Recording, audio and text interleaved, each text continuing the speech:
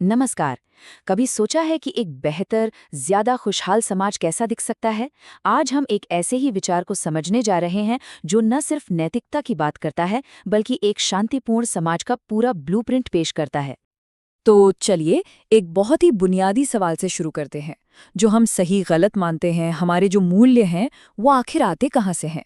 क्या ये हमने बनाए हैं या फिर ये पहले से ही मौजूद हैं और हमें बस उन्हें खोजना है? ये सवाल इस पूरी चर्चा की नींव है।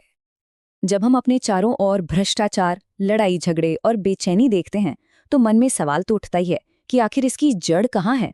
ये विश्लेषण एक दिलचस्प तर्क देता है कि इन सभी समस्याओं की असली वजह एक साफ और सार्वभौमिक नैतिक नींव की कमी है। तो चलिए इसी नींव को खोजते हैं।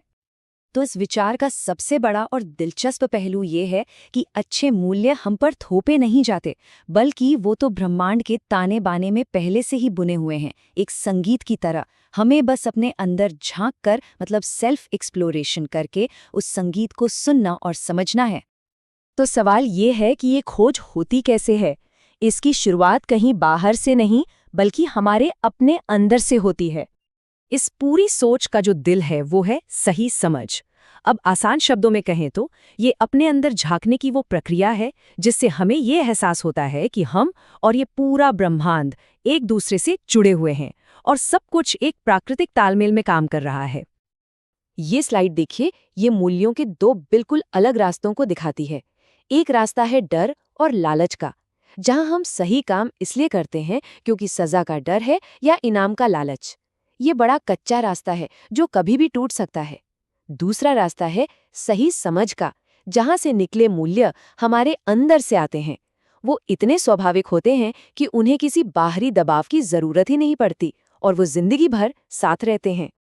जैसा कि स्रोत ग्रंथ में कहा गया है, ये ढांचा हमें नए मूल्य बनाने के लिए नहीं कहता, बल्कि उन मूल्यों को खोजने के लिए कहता है जो हमेशा से मौजूद हैं। ये एक खजाने की खोज जैसा है जिसे पाकर हम सच में एक खुशहाल जीवन जी सकते हैं। इस विचार को समझने के लिए ये उदाहरण बहुत ही कमाल का है। जैसे एक आम का पेड़ हमेशा आम ही देगा, सेब नहीं, ये उसका आमपन है। ठीक उसी तरह हर इंसान का एक मूल स्वभाव है, एक मानवपन, जो स्वाभाविक रूप से नैतिक होता है। हमें बस उस स्वभाव को पहचानने की जरूरत है। तो ये मानवपन, या जिसे हम नैतिक आचरण कह सकते हैं, वो 3 स्टेप्स में विकसित होता है। सबसे पहले आता है मूल्य, मतलब ये समझना कि अस्तित्व में हमारा रोल क्या है। फिर आती है नीति, यानी ये सोचना कि उन मूल्यों के हिसाब से कैसे जिया जाए। और आखिर में बनता है चरित्र, जब हमारे काम और व्यवहार में वो मूल्य सच में झलकने लगते हैं। ये सोच से एक्शन तक का एक सफर है। अब हम एक बहुत बड़े बदलाव की बात करेंगे जो ये ढांचा हमारे सामने रखता है। ये है भौतिकवादी सोच से मानवतावादी सोच की ओर बढ़ना। ये टेबल समझिए 2 अलग-अलग दुनियाओं को दिखाती है। एक है पशु चेतना की दुनिया, जहां जिंदगी का मकसद सिर्फ चीजें बटोरना और शारीरिक सुख है, और इसका नतीजा है अंतहीन संघर्ष और दुख। दूसरी है मानव चेतना की दुनिया, जहां प्राथमिकता सही समझ और रिश्तों को दी जाती है, और इसका नतीजा है सच्चा सद्भाव और असली खुशी।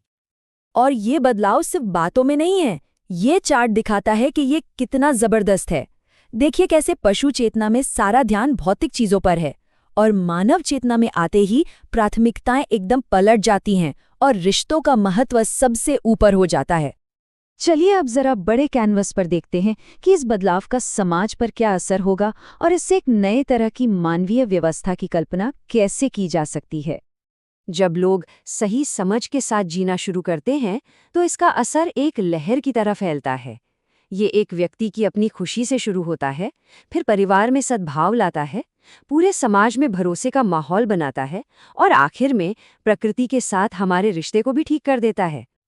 और इन सब का नतीजा है एक महान मानवीय लक्ष्य, जिसके ये 4 स्तंभ हैं: व्यक्ति की समझ, परिवार की समृद्धि, समाज का विश्वास और प्रकृति के साथ तालमेल।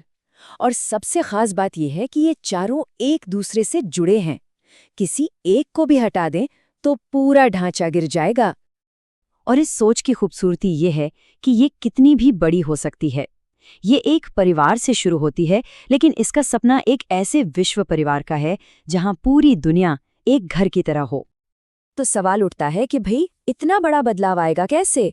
इसका जवाब है मानवतावादी शिक्षा के जरिए। एक ऐसी शिक्षा जो हमें सिर्फ नौकरी करना ना सिखाए, बल्कि एक बेहतर इंसान बनना सिखाए, जो सद्भाव को समझे और उसके साथ जी सके। और आखिर में हम इस एक बड़े सवाल पर आकर रुकते हैं, क्या समाज को बदलने का सबसे मजबूत और शायद इकलौता तरीका हर एक इंसान की सोच को बदलना है?